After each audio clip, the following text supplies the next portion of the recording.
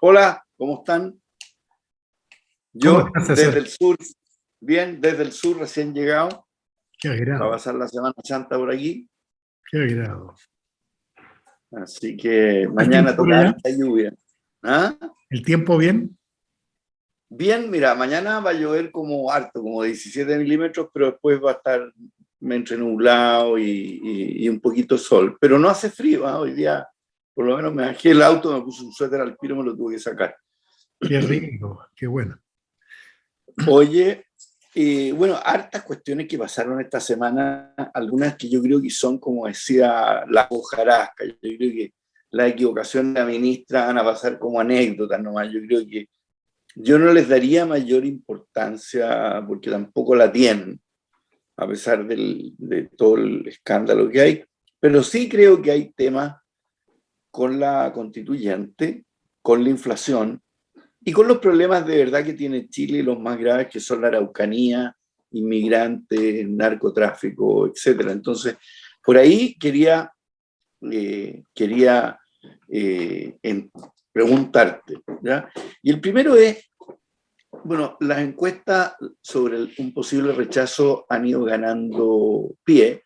Yo creo que todavía estamos lejos, falta harto todavía, faltan que discutir cosas súper importantes en el Pleno, que es donde vale, aparte de las cosas que se hablan siempre a nivel de comisiones, pero que salen al aire y la gente las toma. Y la duda mía es, ¿qué pasa, Juan Pablo, si pensando que la prueba ganó con un 80%, que es una locura muy grande, con una votación muy grande también, ¿qué pasa si acaso gana o pierde por poco? ¿Y cuál es el plan B si se rechaza? ¿Qué crees tú a qué nos enfrentamos? Porque yo creo que ya sea que gane por poco, pierda por poco, es malo. Sí, yo estoy de acuerdo. Creo que sería pésimo. Lo que tenemos que buscar todo, y aquí me imagino de nuevo, que da lo mismo el lado que uno esté, si de izquierda a derecha, liberal o conservador, lo que uno quiere es estabilidad. Lo que estamos buscando con esto es producir estabilidad para el país para poder desarrollarnos, para poder desarrollarnos en lo humano, en lo social, en lo económico, en lo político, y por lo tanto la estabilidad tiene que ser producto de grandes consensos, y tú te acuerdas desde el inicio, yo fui ferviente partidario de los 2/3 por lo mismo, porque te obliga a los grandes consensos. En el plebiscito quedó esta pata coja de que podría eventualmente pasar esta situación en la cual ganara o perdiera la opción por un margen pequeño, con lo cual eso es sinónimo de inestabilidad. Y yo creo que obligaría a nuestro sistema político el actual, a la clase política actual, obligaría a buscar una forma de asegurarse que las reglas sean aprobadas por una amplia mayoría de la población. Si no somos capaces de producir un amplio consenso, los 2/3, en lo grueso, más o menos, ¿no es cierto? Pero una amplia mayoría de gente que está de acuerdo, la constitución nueva va a venir con defectos. El problema no es ese, no es que no tenga defectos, es que estructuralmente permita ese nuevo escenario con estas nuevas reglas, con igualdad de género, con respeto al medio ambiente, todas estas cosas, pero de una forma que sea eficiente. Si se da el escenario que tú planteas, César, yo creo que nos va a obligar a buscar relegitimar el sistema. Imagínate, si pierde 52-48, imagínate ahí el escenario más claro, porque nadie va a poder sostener que vamos a poder llegar y seguir con la constitución anterior. Va a haber que hacer un proceso de revisión y de reinstalación de un proceso constituyente. Si pierde 52-48, ¿no es cierto? Porque la inestabilidad que va a generar tratar de seguir con la siguiente norma, y yo me imagino que en ese escenario aprenderemos de los errores que hemos cometido, ya sabemos más o menos las reglas, cómo se pueden establecer en la convención, y habrá que repetir el proceso. No hay que olvidar que Estados Unidos, este mismo proceso que nosotros hicimos Flash, lo hizo en 13 años. En 13 años, desde que están los primeros Articles of Confederation, ¿no es cierto?, hasta la Constitución, el proceso de independencia y todo, pasan 13 años. De hecho, es el mismo año de la Revolución Francesa, de la toma de la Bastilla. La Constitución termina siendo aprobada en 1789. habiendo partido en 1776 el proceso de independencia. Entonces, si se ocurre eso, yo creo que hay que iniciar con el aprendizaje. ¿Y por qué nosotros no nos apuramos tanto? No lo sé, yo la verdad es que a mí me sorprendió. Sí, a mí me sorprendió el apuro, fue un consenso el apuro. Yo tengo la impresión que nos cobró la cuenta a todos la falta de experiencia en esto, el que no lo hicieron nada, porque a mí me llamó, y yo fui de los pocos en mi círculo de amigos que estábamos cercanos de la convención, de que yo dije, pero ¿por qué tan poco tiempo? No, si esto es cosa que si no se dilata, y yo fui como humildemente de los pocos que quedó extrañado con esta ventana de tiempo tan corta, sin existir ni siquiera el reglamento. Y por lo tanto había que discutir todo. ¿Cómo vamos a funcionar? ¿Cómo se van a llamar las comisiones? ¿Cuáles son las comisiones? ¿Cómo se van a aprobar los artículos? ¿Cuál es el poder que tiene la convención como asamblea? Entonces, yo lo hallé poco. Yo todavía creo que esto puede evitarse, pero creo que en el primer escenario, que es que si se rechaza por poco, creo que ese escenario es más fácil y hay que iniciar de nuevo el proceso con los aprendizajes y sacar una nueva constitución que tenga un apoyo masivo. El segundo escenario es muy complicado.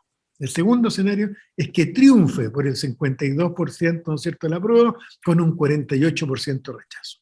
Y se genere en la base de esta nueva constitución, que va a ser aprobada, una sensación de falta de legitimidad de origen. ¿No es cierto? Yo creo que ese escenario es muy, muy, muy dañino. No queremos repetir el cuento, no queremos repetir el 18 de octubre, no queremos discutir todas las discusiones que hemos tenido, y por lo tanto, yo creo que, sobre todo los que, gente como yo, como ciudadanos como yo, que estamos a favor de lo que en principio sería una prueba de la nueva Constitución, tenemos que hacer un tremendo trabajo doble en este momento.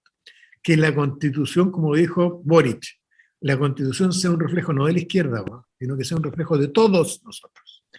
Segundo lugar, que sea una Constitución que sea un poco más minimalista, que no tenga tanta normativa en detalle y que dé espacio para que en el periodo que viene, aprobada la Constitución, y tengamos que sacar nueva ley orgánica de justicia en Chile.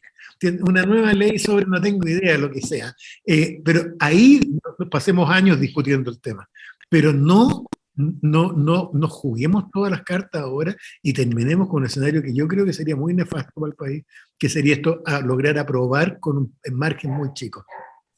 Y ahí yo espero que, lejos de, yo estoy muy contrario a la gente de mi sector, amarillos incluidos, que han estado como quitándole el piso y haciendo una cosa que a mí sinceramente me parece bien nefasta, César. En vez de contribuir, todavía estamos a tiempo, empezar a amenazar a la convención de una forma bien mezquina.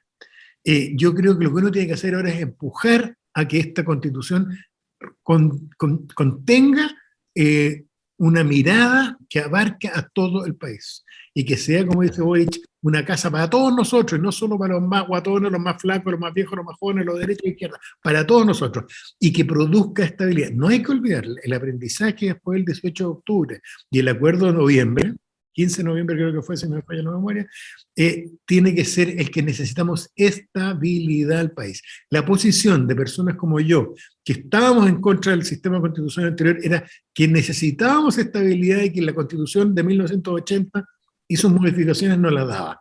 Desde ese punto de vista, nosotros no podemos repetir el error. O sea, seríamos los reyes de los idiotas si lo queríamos aprobar por poquitito y generar una nueva inestabilidad por quién sabe cuánto tiempo. Pero ¿qué pasa, Juan Pablo? Yo he estado viendo también videos al interior de la convención, en que le dicen, ponte tú no sé, a Ana Marcela Cubillo, cállate vos de pito, ándate. O sea, hay también al interior, hay una falta de respeto que contribuye súper poco a que esto salga bien. Yo no sé, gente sin experiencia, que fue elegida por pocos votos. Mira, yo creo que aquí no hay nadie que tenga la conciencia limpia, César. Yo creo que hubo gente de derecha que llegó a provocar, y creo que eso es muy claro. Creo que es claro que hay mucha gente de derecha que llegó a construir. Yo siempre pongo el ejemplo de Cristian Monker porque fue muy visible, pero claramente hubo gente que llegó a aportar y a lograr trabajar conjuntamente, pero hay otra gente de derecha que llegó a provocar. Y yo tengo la impresión que en la izquierda hubo gente que se dio lo mismo. Había gente que venía muy abierto a discutir todos los temas en buena, y habían otros que venían a cobrarle cuentas, más que a provocar porque no tenía sentido, pero venían como a cobrarle cuentas a la derecha. Y la nueva constitución no es un lugar para cobrarle cuentas a la derecha, la nueva constitución en la convención es un lugar para construir un nuevo Chile. Entonces, que es una cosa completamente distinta. Yo creo que ahí tiene que ver con una mezcla de la polarización que se quedó, que se produjo o sea, dentro del 18 de octubre. Justo, claro. Y se cruzó con el poco tiempo. Entonces no hubo espacio para que bajara la presión del vapor en la caldera. Y por lo tanto, cruzaste las dos cosas y todavía tienes gente en la izquierda y en la derecha que están preocupados de las pequeñas peleas, de insultarse y de cosas que a mí me parecen decadentes, me parece lamentable. Pues yo, como te digo, estoy de acuerdo contigo. ¿Y cómo se puede, en qué instancia se va a poder mejorar este cuento? Porque ya ha avanzado bastantes cosas que han concitado, como quien dice, el rechazo, por ejemplo, de la centroizquierda con el tema del Senado, con el tema del multirracismo, ¿no? ¿Cómo se llama? Con el plurinacionalismo. El plurinacionalismo y el sistema judicial. Entonces, ahí cómo esa cosa, en qué instancia podría solucionarse o hacerla más tragable. Yo creo que aquí, en este momento, nos vamos a jugar en este escenario que ya está dado. Plazos cortos, que nos equivocamos en los plazos y todo el cuento. Yo creo que aquí o surgen liderazgos en los dos ámbitos. O surgen liderazgos dentro de la centro-izquierda y la izquierda, y dentro de la centro-derecha y la derecha, de que ordenen... ¿Pero dentro de la Constitución o afuera? Dentro. Adentro de la convención, o surgen liderazgos que son capaces firmemente de pararle el carro a su propio sector si está insultando a alguien de derecha, riéndote de él en vez de contribuir con ideas, o alguien lidera lo que es, acordémonos de qué estamos haciendo. Y yo creo que hay gente que se le olvida, César, a mí me da vergüenza, igual que a ti, escuchar algunos comentarios. Aquí están quedando estas actas para la historia, man. Si no solo somos nosotros, man. Esto por siglos literalmente va a haber gente leyendo estas actas y mirando el comportamiento de estos convencionales, man. ¿Qué ideas aportaron? Si estaban de verdad preocupados de la infancia, si estaban preocupados del medio ambiente, pero también de que el país no quiebre, man. Y cómo equilibran las dos cosas, siendo sensatos y preocupados de no sacar un programa de izquierda o un programa de derecha, sino que es un marco para que quepa la izquierda y la derecha. Entonces, o surge el liderazgo en este momento ya, y yo he visto algunos que han estado surgiendo. Creo que si no son eficientes esos liderazgos, va a pasar el escenario que tú, con el cual partiste. Y por lo tanto vamos a terminar con una convención que produce un texto que no va a ayudar y a producir consenso y que va a dividir de nuevo al país. Con lo cual va a significar que vamos a estar 10 años más en el cuento, en vez de tratando de corregirla. Obviamente. Y que esperemos que no se dé ese escenario, pero no es tan fácil. Qué pena sería, ¿no es cierto?, en que en vez de una casa para todos sea la casa de un 51 o un 52%. No, es que no va a funcionar. O no tengamos casa. Claro, pero no va a funcionar. Mira, hay una lección, entre comillas, que todos los que estamos más viejos podemos mirar. Y creo que lo hablamos en un momento. La izquierda está como, estamos, ¿no es cierto? Nos fue bien aquí, dominamos la convención, tenemos nuestro presidente, todo el cuento. Y se nos olvida que Piñera ganó 2 elecciones en los últimos 10 años. Y que hubo fracasos mutuos. O sea, es muy curiosa, pero es muy justa la historia.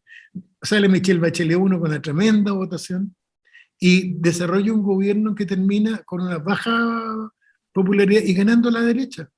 El contrario, y tiene que entregarle el mando a Piñera. Llega Piñera 1, bueno, en la historia que nosotros vimos, 2 veces. Sí. Y por lo tanto, o sea, lo tenemos aquí en las narices. Ni la izquierda ni la derecha podemos sentirnos que nosotros tenemos el timón del destino.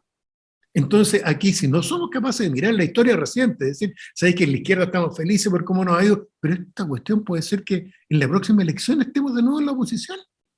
Entonces, yo creo que, espero, como digo, que surgen estos liderazgos, porque si no, vamos a tener más inestabilidad por mucho tiempo. Y espero también que la clase política del ancho, hay cosas que a mí me han preocupado, César, así te lo menciono a la pasada, pero el nombramiento de los ministros del Tribunal Constitucional ahora es como ridículo. No sé si lo has seguido tú, pero ha sido No, yo no como, lo sé. pero ha sido como los primeros candidatos de izquierda de la DC y de la derecha fueron dos candidatos a diputados derrotados que no tienen ninguna experiencia en materia constitucional. Entonces, es como que Es como desacreditas al rifar, Senado. es como los premios consuelo de las Tal cual, embajadas. Esta cuestión tal no cual, puede ser. tal cual. Pero Oye, crucemos los dedos y sigamos viendo cómo sigue esto. vamos al segundo punto y que a todo el mundo lo tiene inquieto. Fíjate que el aceite, me contaban en la casa que había subido 1.000 pesos en una semana. El pan, lo mismo. Y el efecto en la UEF y en las deudas en la UEF es bestial, ¿ya? A corto y a largo plazo. Entonces, esto en parte viene dado por la crisis ucraniana-rusa, digamos, que es una parte importante, ¿no es cierto?, del gas natural, del petróleo, del trigo y de la maravilla, viene de ahí, Europa, y por supuesto que esto repercute para todas partes, subió el precio del pollo y de una serie de cosas, y el ministro de Agricultura está llamando a los agricultores a poner trigo. Yo creo que es un llamado que está de más, y cuando sube el trigo la gente sola pone trigo, no es para qué hacer ningún plan, pero políticamente esto es muy complicado. O sea, fíjate, estuvimos a un tris, porque fue lo que el comité técnico aprobó, era subir el metro 30 pesos.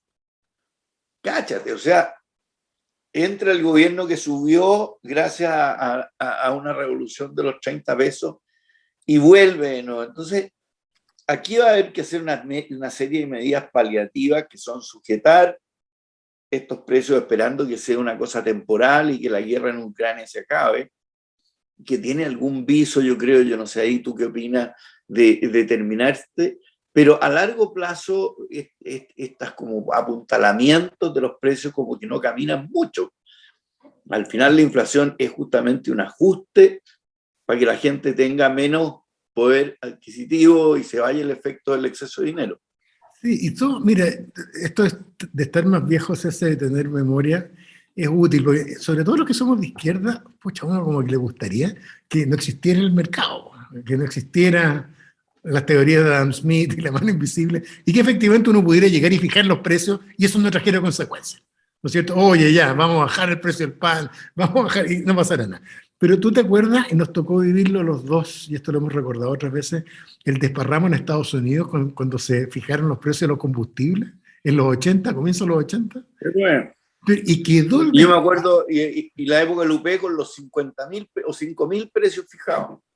Entonces, yo creo que ya sabemos que nos gusta o no nos gusta, es casi una ley de la naturaleza que si uno se pone a llegar y controlar las cosas voluntarísticamente, a propósito de Argentina, ¿no es cierto?, que también es un ejemplo, el resultado al mediano y al largo plazo es brutal, sobre todo con la gente más humilde, porque nosotros los más acomodados siempre nos las vamos a arreglar de alguna forma, pero aquel que gasta la mayor parte de su plata en pan, en parafina, en aceite y en esas cosas, esta cuestión va a ser mortal. Entonces, yo espero lo mismo que tú, que aquí se busquen medidas de mediano, o sea, de corto plazo, para buscar contener la crisis a la espera de que impere la sensatez en Europa, que la OTAN deje de provocar a los rusos, que los rusos dejen de hacer brutalidades, ¿no es cierto? Que la pobre gente de Ucrania pueda volver. El otro día estuve hablando con un amigo que estuvo en Ucrania recién y Cuenta. me contaba que van más de 3 millones hacia Polonia por lo menos, más de 3 millones ya de refugiados, 3 Yo millones en dos no puedo tres no semanas. preguntártelo. ¿Qué hacía un amigo tuyo en Ucrania? Un amigo mío partió a Ucrania producto de un plan humanitario a buscar refugiados.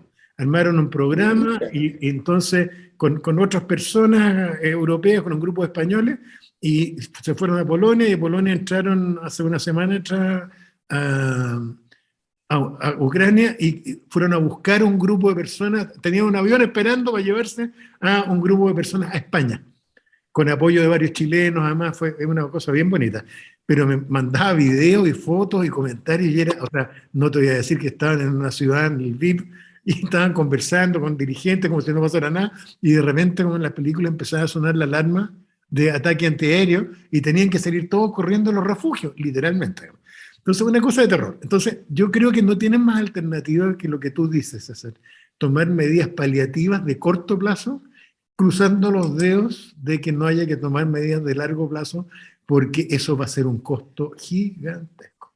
Sobre todo si un gobierno como este se le cruzan las sensaciones de inestabilidad. Vale decir, tiene la inestabilidad de la Araucanía, tiene la inestabilidad propia de la delincuencia, tiene la inestabilidad propia de la convención y los enredos de la convención, y al mismo tiempo le agregas tu inestabilidad económica severa, como esta alza de precios, y puede ser una situación absolutamente explosiva.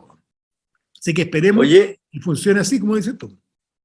y ojalá que le hagan caso a Marcel. O sea, Yo creo que sí. si se ponen los parlamentarios y todos se ponen díscolos y se ponen idiotas con el cuento, vamos a hacer todo mucho peor.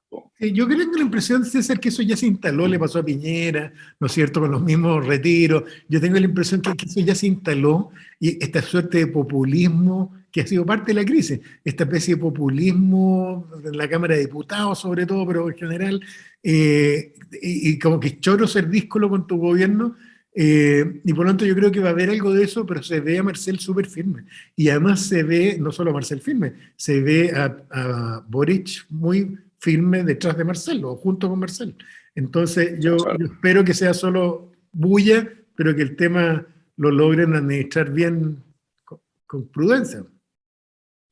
Oye, y déjame ir ahora a los últimos temas, pero más que todo que es la Araucanía, que ha seguido con problemas serios, o sea, graves, y de los cuales la gente en Santiago no se entera mucho porque está lejos, es el reclamo del gobernador, del intendente o delegado presidencial, como se llama ahora, y de la gente. Ir a la Araucanía es casi como hacer un viaje a Tierra Santa o a un lugar, ¿no es cierto?, que hay inestabilidad, que de repente aparecen bombas, disparos, incendios. ¿Te fijáis? Pero es que el Far West era otro, era otra, era una cosa distinta. El Far West era, claro, la ley del más fuerte, estaba también la guerra con los nativos, digamos, y que no había autoridad.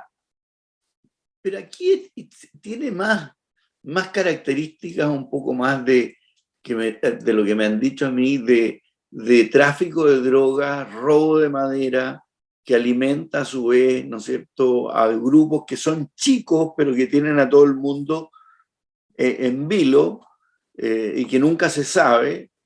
Y entonces, oye, ¿cuál es el plan de Boric?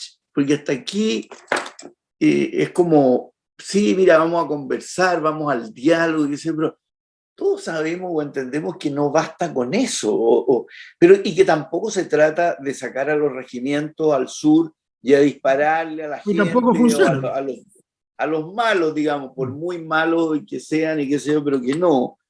Entonces, ¿cuál crees tú que es el plan? Yo creo que el Y plan... lo mismo digo yo con los inmigrantes, porque los inmigrantes, fíjate que lo que hemos hecho es agrandar la zanja que propuso Kast, o sea, ya es lo más primitivo que puede haber en términos de arreglo o de solución. Yo creo que el plan está más o menos claro, César. Lo que pasa es que implementarlo no es fácil. El plan es el diálogo.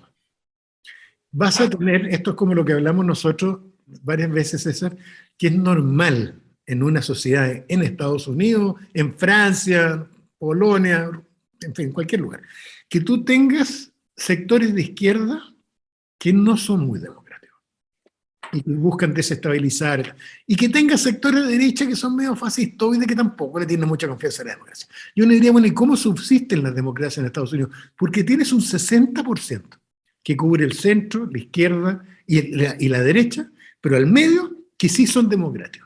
Una sociedad que no es capaz de establecer esa masa crítica al medio, que es el 60%, no es el 100%, pero que es sólida en torno a la protección de los principios democráticos, la alternancia del poder, la representación, la participación ciudadana, etcétera, los derechos humanos. Si no tienes esa masa crítica, la sociedad se va a la porra. Entonces, Acá sucede lo mismo. Yo creo que el gobierno lo que va a hacer, y ese es el plan, va a asumir que hay un 40% de, por un lado o por otro, más en este caso por el lado indigenista violenta, de que van a haber algunos que no se van a subir al diálogo y que es normal.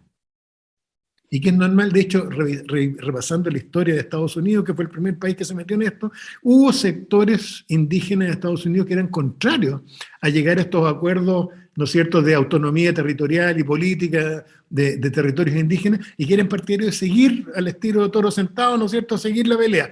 Pero fueron quedando atrás, pues. Entonces yo creo que aquí lo que hay que hacer es Pero entre medio, Juan Pablo, fue la batalla del Little Big Horn, o sea, murió mucha gente, o sea, tampoco es como un tema que es como lo que uno ve a esta gente diciendo, venid y vamos todos, sentémonos a conversar, cuéntenme sus propuestas, cuando en realidad eso no está pasando. No, no estoy de acuerdo, por eso digo que es difícil la implementación, pero me preguntaste cuál es cree que el plan. Yo creo que el plan es avanzar sin preocuparte de los extremos, avanzar legítimamente y legitimarte por la vía de los organismos internacionales. De hecho, apareció hace pocos días atrás que estaban invitando a las Naciones Unidas a venir y apoyarnos. Y yo creo que eso es lo que va a pasar. Aquí no vamos a inventar la rueda, y a través de las Naciones Unidas y organismos internacionales, y yo creo que se va a acoplar Canadá a lo menos, si es que no Estados Unidos también, y nos van a ayudar a hacer un camino para llegar hacia la autonomía de los pueblos indígenas sin romper la unidad del país. ¿Ah? ¿Y qué pasa tú? ¿Y qué van a hacer con los que destruyen, amenazan y sus víctimas? Porque ahí hay un tema. Lo único que podía hacer en esto, cuando ya abriste el diálogo, cuando el Estado chileno se compromete con el camino de otorgar derechos políticos al pueblo mapuche, en ese momento. Con los que siguen en la lucha, o sea, ahí. Estoy de acuerdo. Sí, por eso yo creo que ahí tienes que avanzar en el diálogo fuertemente, ir avanzando en protocolo y seguir de la mano a las Naciones Unidas del tema para lograr producir territorios administrados autónomamente en lo político por los pueblos indígenas, y al mismo tiempo tenéis que armar el círculo de carreta y empezar a defenderte y después desarticular los grupos violentos. La violencia hoy se justifica, incluso en teoría política, si no te están escuchando. Si se abre el camino a lo que todos los pueblos indígenas estaban pidiendo, que es lo que dice las Naciones Unidas, a partir de ese momento uno tiene que tirar una línea dura y decir, ¿sabéis qué? De ahora para adelante no se acepta esto. Y vamos a funcionar en dos bandas. Vamos a funcionar en la banda de vamos avanzando con las comunidades indígenas que quieren desarrollar esto al estilo canadiense, y por el lado sabe que vamos a aplicar el máximo rigor. No necesitan la ley antiterrorista, pero aplicando el máximo rigor, y además una cosa que yo no sé si es posible, usando inteligencia policial, pues César, que yo no sé qué pasó, a lo mejor nunca existió en Chile o qué, pero ¿qué es esto de tener un país que no tiene inteligencia policial?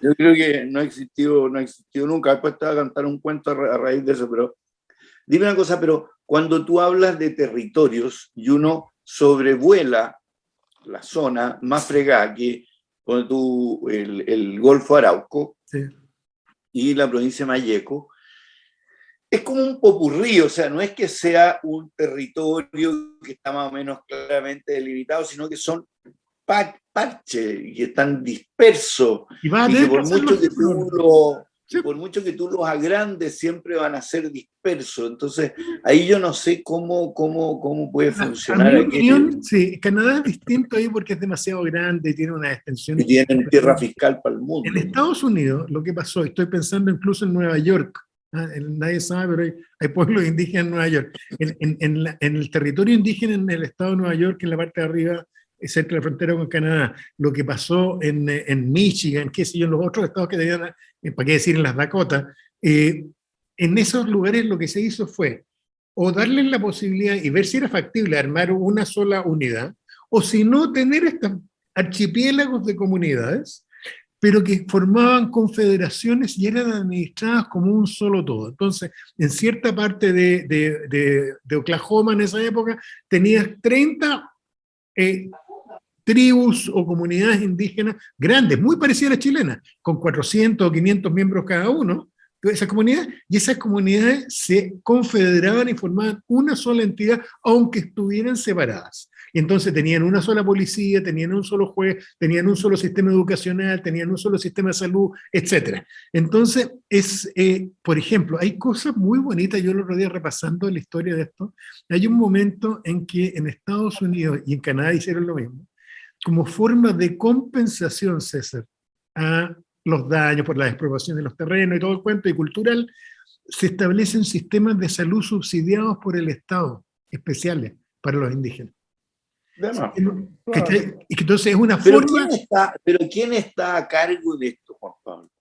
¿Quién es el cerebro que está viéndolo? En este momento no hay otra posibilidad que sea el ministro del Interior y su equipo. No tienes otro, porque es tan grave el problema que aquí no puede formar, ya no hay espacio para una comisión de algo, formemos 3 expertos que vengan a ayudar. Aquí tiene que ser ministro del Interior apoyado por el presidente de la República, con esta comisión de expertos de alto nivel de las Naciones Unidas y empezar a moverse nomás, y moviéndote en estos 2 rumbos, con una mano avanzando en los acuerdos, ¿no es cierto? Y con otra mano, con el garrote al lado al que venga a tirar bombas, porque si no estás jodido, si no logras jugar estas 2 manos, no vamos a salir del tema.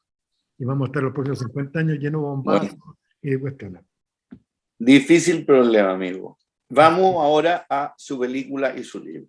Mira, mi película apareció hace poco en Netflix, es una serie que se llama Jimmy Savile, una historia de terror británica. Jimmy Savile, cuando yo era chico, en los años 60, era un tipo extraordinariamente famoso en Europa y en Inglaterra, ¿no? Ídolo. Era como una especie de Don Francisco. Sí, pero sí, la vio mi señora. Sí, claro, sí.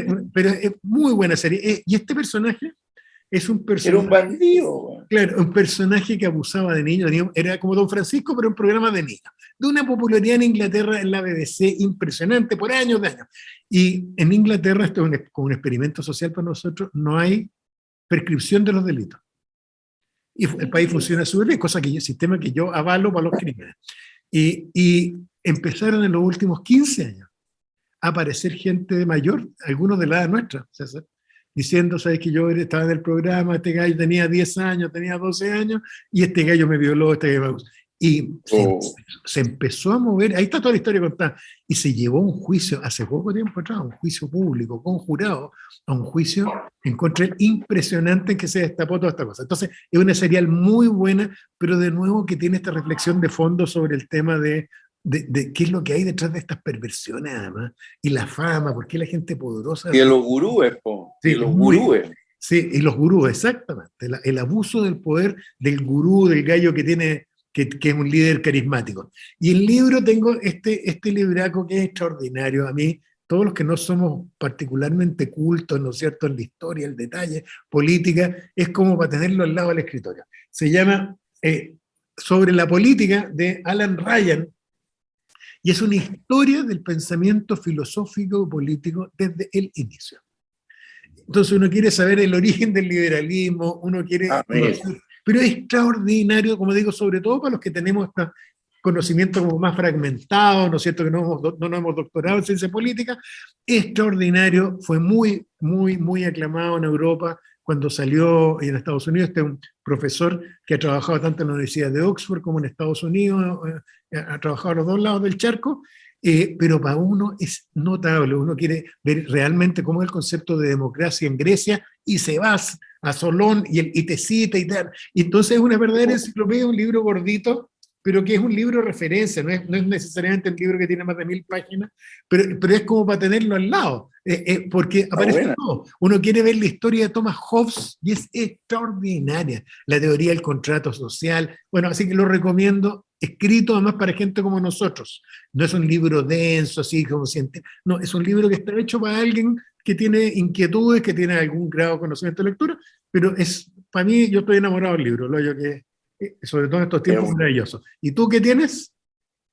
Mira, en película encontré una película de la Catherine Deneuve antigua, ¿ya? Una remasterización que se llama Indochina, que es una historia de la Catherine Deneuve, que es la hija del dueño de una gran plantación en lo que hoy día es Vietnam, y cuando empieza a verse lo que era realmente la colonia francesa y cómo trataban a los súbditos y cómo empiezan a ver los primeros conatos de rebelión.